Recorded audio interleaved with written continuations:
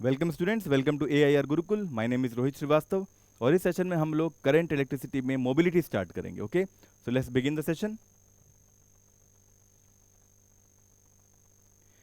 तो अभी तक हमने करंट एंड ड्रिफ्ट में इलेक्ट्रिक करंट और ड्रिफ्ट वेलोसिटी का रिलेशन जाना है, क्या होता है, ड्रिफ्ट वेलोसिटी क्या होती है, ड्रिफ्ट वेलोसिटी की डायरेक्शन क्या होती है, राइट।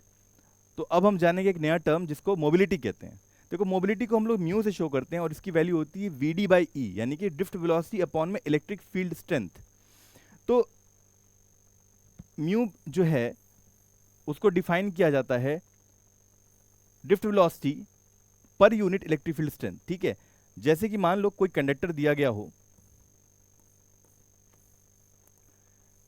इस पर्टिकुलर कंडक्टर में इलेक्ट्रॉन्स की drift velocity let's suppose VD इस तरफ है और इलेक्ट्रिक फील्ड जो है राइटवर्ड डायरेक्शन में है, बिकॉज हमने अगर मान लो बैटरी को इस पोलैरिटी से कनेक्ट किया हुआ है प्लस माइनस, तो इलेक्ट्रिक फील्ड राइटवर्ड होगी और ड्रिफ्ट वेलोसिटी इलेक्ट्रॉन्स की लेफ्टवर्ड होगी। ठीक है, तो how fast A particle can move at a particular electric field strength gives the mobility, यानी कि अगर ज़्यादा स्पीड होगी पार्टिकल की उस पर्टिकुलर इलेक्ट्रिक फील्ड पे तो ज़्यादा मोबिलिटी होगी, कम स्पीड होगी उस पर्टिकुलर इलेक्ट्रिक फील्ड में तो कम मोबिलिटी होगी।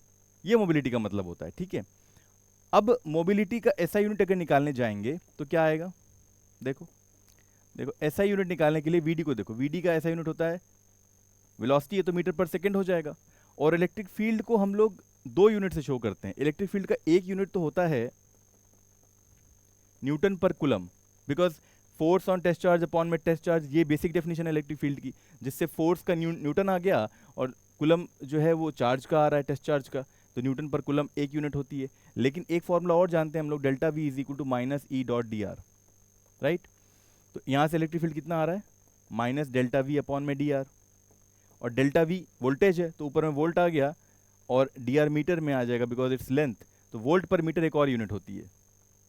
न्यूटन पर कुलम तो होती ही है लेकिन वोल्ट पर मीटर हम लोग यूज़ करेंगे यहाँ पे। तो वोल्ट पर मीटर रखने पे जो म्यू की SI यूनिट आ रही है वो कितनी आ रही है, देखो metre per second divided by volt per metre, ये हो जाएगा metre per second into metre by volt, क्या हो गया मीटर स्क्वायर अपॉन में वोल्ट सेकेंड। तो हमारा जो SI यूनिट आता है म्यू का वो आता है मीटर स्क्वायर अपॉन में वोल्ट सेकेंड। ठीक है, अब हम समझते हैं कि क्यों मोबिलिटी जो है किसी पर्टिकुलर सॉलिड की टेम्परेचर के साथ वेरी करती है। मान लो ये कंडक्टर हमने लिया, इसका टेम्परेचर अगर हमने चेंज किया तो इसकी मोबिलिटी भी चेंज हो जाएगी। वाई, बिकॉज VD चेंज हो जाएगा। VD होता क्या है बाय द वे, VD होता है minus E capital E upon में M इंटू टाउ, जिसमें E इलेक्ट्रॉन पे चार्ज होता है और कैपिटल E इलेक्ट्रिक फील्ड होता है, M जो होता है मास ऑफ इलेक्ट्रॉन होता है और टाउ जो होता है एवरेज रिलैक्सेशन टाइम होता है, जो कि 2 सक्सेसिव कोलिजन्स के बीच इलेक्ट्रॉन्स के लग रहा होता है, राइट। 2 सक्सेसिव कोलिजन्स के बीच का जो टाइम होता है उसका एवरेज लेने पे जो टाउ आता है उसे हम एवरेज रिलैक्सेशन टाइम कहते हैं। तो जब टेम्परेचर बढ़ाएंगे तो एनर्जी बढ़ जाएगी और अगर एनर्जी बढ़ जाएगी तो they will vibrate more faster these electrons, जिसकी वजह से जो टाउ है वो चेंज हो जाएगा, वो घट जाएगा। कोलिजन्स फास्ट होने लग जाएंगे तो टाउ घट जाएगा और अगर टाउ चेंज हो जाएगा तो VD चेंज हो जाएगा और अगर VD चेंज हो जाएगा तो म्यू भी तो चेंज हो जाएगा, मोबिलिटी। इसीलिए it's a very important point कि mobility of any particular solid differ with temperature, temperature के साथ वेरी करता है। अच्छा, अब हमें रिलेशन स्टैब्लिश करना है मोबिलिटी और इलेक्ट्रिक करंट में। तो देखो, इलेक्ट्रिक करंट का हम फॉर्मूला जानते हैं, किसी भी कंडक्टर में अगर क्रॉस सेक्शन एरिया A का दिया हुआ है वो कंडक्टर और उसमें करंट I बह रहा है और हमने इसको V वोल्टेज से कनेक्ट किया हुआ है, तो इलेक्ट्रिक फील्ड की डायरेक्शन भी वही होगी, प्लस पोलैरिटी से नेगेटिव पोलैरिटी की तरफ, राइट। इसमें VD किस तरफ होगा, लेफ्टवर्ड होगा, इलेक्ट्रॉन्स में ड्रिफ्ट वेलोसिटी लेफ्टवर्ड होगी। तो जो करंट और ड्रिफ्ट वेलोसिटी में रिलेशन आता है वो आता है I is equal to V ना। यहाँ पर I इज इक्वल टू, देखो जो ये लिखा हुआ है यहाँ पर इलेक्ट्रिक फील्ड लिख दिया हुआ है, ये गलती से लिख दिया गया हुआ है तो इसको थोड़ा सा इग्नोर करो, ये फॉर्मूला नहीं होगा। फॉर्मूला होगा VD/E/NA। यहाँ पर E जो होता है वो इलेक्ट्रॉन पे चार्ज होता है और ड्रिफ्ट वेलोसिटी तो रहता ही रहता है, N होता है number of free electrons per unit volume. इस पर्टिकुलर कंडक्टर में number of free electrons per unit volume जो है वो N है और एरिया रहता है साथ में, क्रॉस सेक्शन एरिया, तो I is equal to V ना रहता है फॉर्मूला। ठीक है, और मोबिलिटी का फॉर्मूला अभी हमने जाना ही जाना है कि VD अपॉन में इलेक्ट्रिक फील्ड होता है। तो अगर इन दोनों में रिलेशन स्टैब्लिश करना है तो देखो VD क्या आ जाएगा, VD आ जाएगा म्यू इंटू E। ठीक है, और इस VD को जरा यहाँ पुट कर दो, तो करंट कितना आ गया, म्यू इंटू ई और e N A. Hence I by mu का जो रेशियो आएगा वो आएगा e e N A. Electric field, electron पे charge, n number of free electrons per unit volume और क्रॉस सेक्शन एरिया। ठीक है, so this is the relation और you can say ratio between current and mobility. आगे बढ़ते हैं। अब देखो क्वेश्चन दिया हुआ है जिसमें पूछा है कि a charge particle having a drift velocity of 10 into 10⁻⁻⁴ metre per second, इतनी ड्रिफ्ट वेलोसिटी दी हुई है और इलेक्ट्रिक फील्ड स्ट्रेंथ भी दी हुई है हमें 5 इंटू 10⁻⁻10 वोल्ट पर मीटर। तो पूछा है कि फाइंड द मोबिलिटी। मोबिलिटी का फॉर्मूला हम जानते हैं क्या होता है, mobility is equal to V D upon में ई होता है। तो ड्रिफ्ट वेलोसिटी कितनी है, 10 इंटू 10⁻⁻4 अपॉन में 5 इंटू 10⁻10, 5 इंटू 10⁻10। ठीक है, अब बस सॉल्व करना रह जाएगा। तो 5 टू द 10 हो गया, तो 2 इंटू 10⁻6 आ गया, 10⁻10 - 4 करेंगे तो 10⁻6 आ जाएगा। और मीटर पर सेकेंड ये था और वोल्ट पर मीटर ये था, तो आ जाएगा मीटर स्क्वायर अपॉन में volt second. This is the mu, 2 into 10⁻6 metre square upon में वोल्ट सेकेंड। ये मोबिलिटी आ रही है इस क्वेश्चन की। ठीक है, आगे बढ़ते हैं। अब इस क्वेश्चन में पूछा है कि metallic wire of cross sectional area 3 millimetre square, एक कंडक्टर दिया हुआ है जिसका क्रॉस सेक्शन एरिया जो दिया हुआ है वो 3 मिलीमीटर स्क्वायर दिया हुआ है। ठीक है, इस 5 मीटर्स लॉन्ग, ये 5 मीटर लॉन्ग है। ठीक है, 5 मीटर लॉन्ग है ये conductor, carries A current of 15 ampere.